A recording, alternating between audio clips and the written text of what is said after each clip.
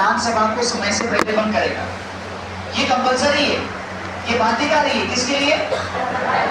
राज्यपाल के लिए। बस हाँ, राज्यपाल को अगर ऐसा प्रतीत हो जाए कि जो मुख्यमंत्री के रूप में व्यक्ति काम कर रहा है ये मुझे परामर्श दे रहा है पर विधानसभा में इसके पास बहुमत नहीं है, तो राज्यपाल मुख्यमंत्री को ये कह सकता है कि मैं बंद कर दूंगा, पहले आप विधानसभा में बहुमत सिद्ध कर दो आपका।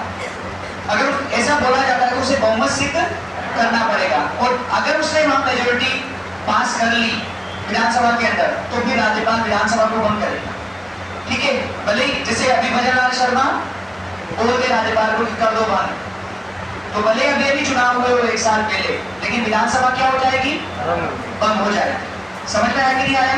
तो प्रश्न पूछा जाएगा कि राज्य का राज्यपाल किसके परामर्श पर विधानसभा को बंद करेगा?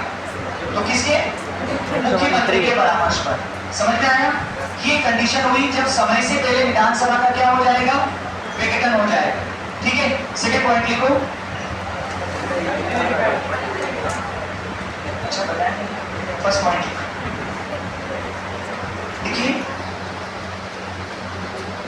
राज्य का मुख्यमंत्री, राज्य के मुख्यमंत्री के परामर्श पर, राज्य के मुख्यमंत्री के परामर्श पर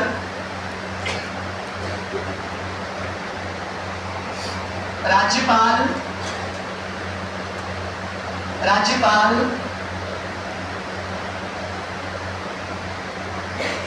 कार्यकाल की समाप्ति से पूर्व, कार्यकाल की समाप्ति से पूर्व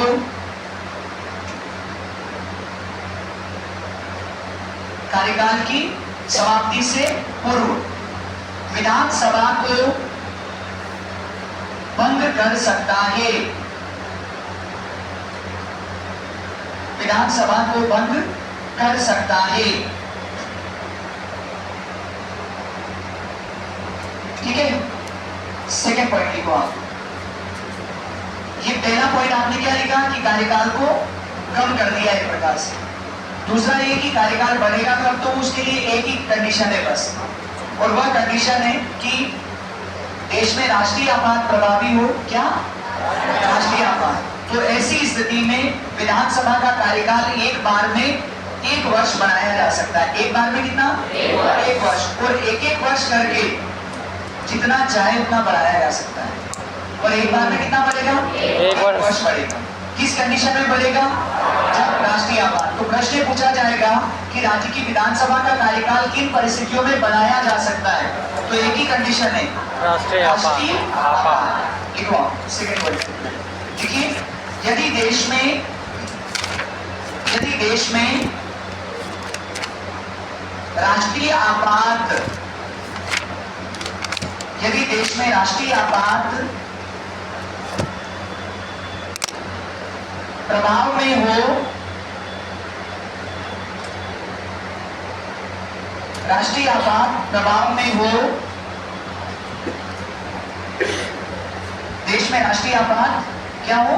प्रभाव में हो, तो ऐसी स्थिति में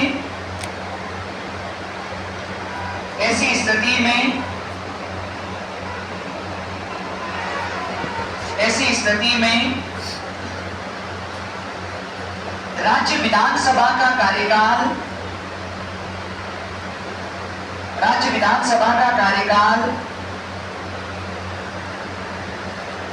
एक बार में, राज्य विधानसभा का कार्यकाल एक बार में 1 वर्ष बढ़ाया जा सकता है। 1 वर्ष बढ़ाया जा सकता है, और एक वर्ष करके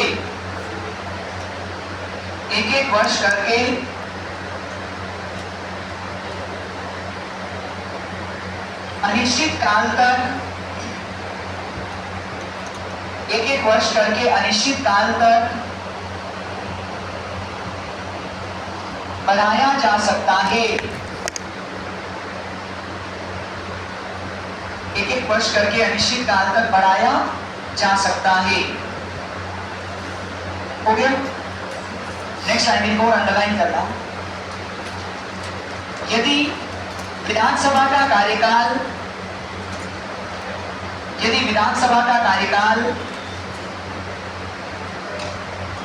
बढ़ाया जाता है तो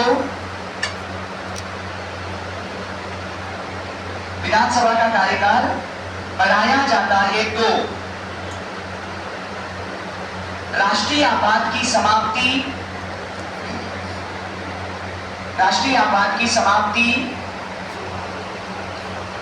के 6 माह के भीतर विधानसभा का कार्यकाल बढ़ाया जाता है तो राष्ट्रीय आपात की समाप्ति के 6 माह के भीतर विधानसभा के चुनाव होने चाहिए। 6 माह के भीतर विधानसभा के चुनाव होने चाहिए। समझ में आया कि नहीं? कार्यकाल 5 वर्ष हो गया था और आपने कार्यकाल 1 वर्ष बढ़ा दिया। किस वजह से बढ़ाया? राष्ट्रीय आपात की वजह से, या फिर अगेन 1 वर्ष और बढ़ा दिया। जैसे 1 वर्ष जितना भी आपने बढ़ाया, अब राष्ट्रीय आपात समाप्त हो गया है, तो जैसे राष्ट्रीय आपात समाप्त हो उसके 6 महीने के भीतर अब विधानसभा के चुनाव होंगे। ये कंपलसरी है, क्योंकि आपने कार्यकाल बढ़ाया। विधानसभा के चुनाव तो पहले ही हो जाने थे, लेकिन कार्यकाल बढ़ा दिया गया था। तो प्रश्न ये पूछा जाएगा कि राष्ट्रीय आपात की समाप्ति के बाद विधानसभा का चुनाव कितने समय के भीतर होना चाहिए? 6 माह के भीतर। पर किस कंडीशन में? जब कार्यकाल बढ़ाया गया हो। कार्यकाल नहीं बढ़ाया गया हो तब लागू नहीं होगा। ये कार्यकाल बढ़ाया गया हो तब लागू। समझ में आया कि नहीं? आगे हम नेक्स्ट सब निकालो।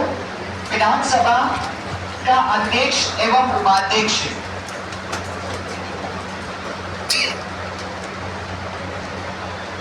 विधानसभा का अध्यक्ष एवं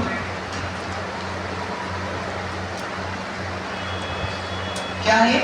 उपाध्यक्ष। ब्रैकेट में लिख लेना आर्टिकल 178।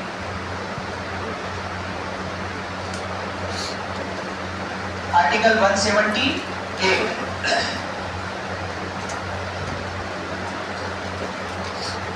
लिख लिया। आपने राज्यसभा का सभापति बना था।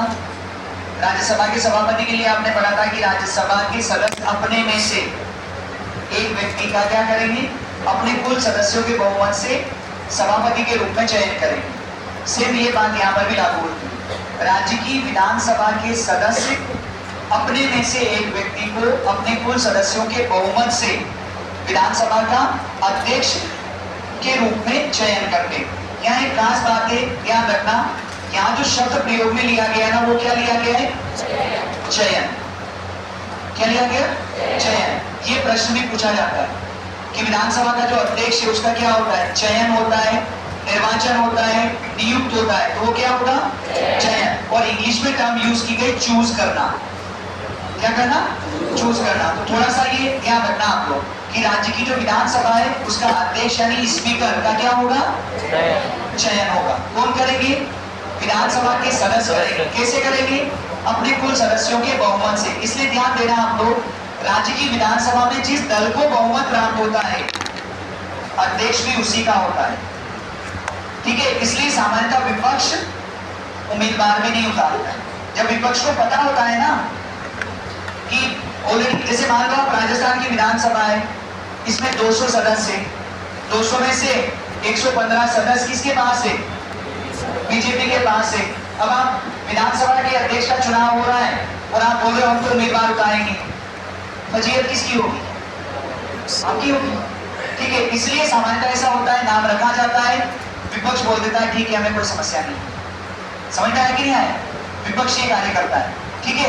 अभी इससे पहले, जैसे इस बार तो उम्मीदवार उतार दिया था, लेकिन इससे पहले जो लोकसभा के अध्यक्ष का हुआ था, ओम बिरला जब बने थे, तो विपक्ष ने उम्मीदवार नहीं उतारा था। क्यों नहीं उतारा था? क्योंकि बीजेपी के पास 303 मेंबर थे। ठीक है? और 303 मेंबर थे, इसका मतलब स्पीकर किसका बनेगा? बीजेपी का ही बनेगा। तो आपको उम्मीदवार उतारने से भी कोई फायदा नहीं। इस बार ट्राई किया कि बनेगा तो अभी नहीं, पर डरा तो सकते हैं, कम से कम घर घरे तो चलती रहेगी कि कुछ इधर उधर ना हो जाए, क्योंकि बीजेपी के पास 241 मेंबर ही थे, ठीक है, और चाहिए कितना 272 मेंबर चाहिए।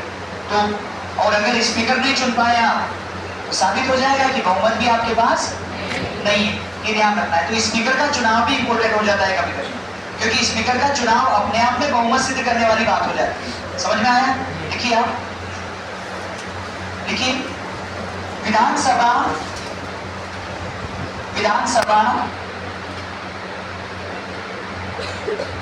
अपने कुल सदस्यों के बहुमत से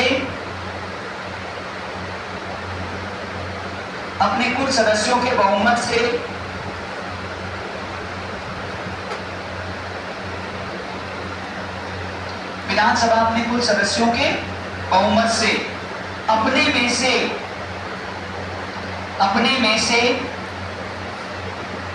एक सदस्य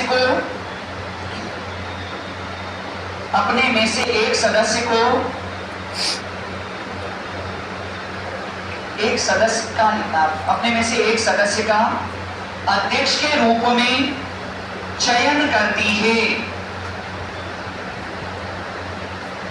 अध्यक्ष के रूप में क्या करती है? चयन करती है, ठीक है, अध्यक्ष के रूप में चयन करती है। नेक्स्ट लाइन में लिखो आप, विधानसभा के अध्यक्ष को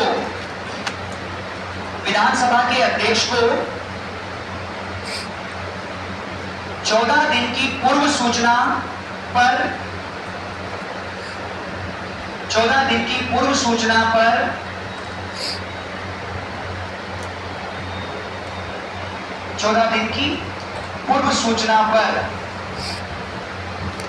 उसी रीति से पद से हटाया जा सकता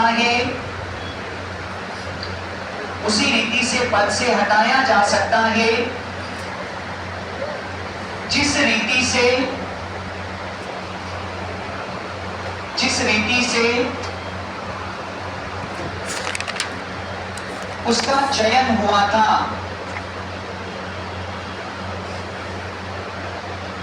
जिस रीति से उसका क्या हुआ था? चयन हुआ था। ये समझ में आया? मतलब विधानसभा अपने कुल सदस्यों के बहुमत से चुनती है और कुल सदस्यों के बहुमत से पद से हटा भी सकती है। बस एक ध्यान रखना, कितने दिन पहले सूचना देनी पड़ेगी? 14 दिन पहले सूचना देनी पड़ेगी। समझ में आया सबके? ये प्रश्न पूछा है कि दिव्यांग व्यक्ति के लिए भी विधानसभा में सीटें आरक्षित होती है क्या? नहीं। वर्तमान समय में विधानसभा के अंदर और लोकसभा के अंदर केवल अनुसूचित जाति और अनुसूचित जनजाति के लिए सीटें आरक्षित है। महिलाओं के आरक्षण का प्रावधान किया गया, लेकिन वो भी लागू नहीं हुआ है। वो लागू होगा, जो भी जनगणना होगी उस जनगणना के बाद के परिसीमन के बाद। समझ में आया? बाकी कल डिस्कस करेंगे। Thank you. नहीं मतलब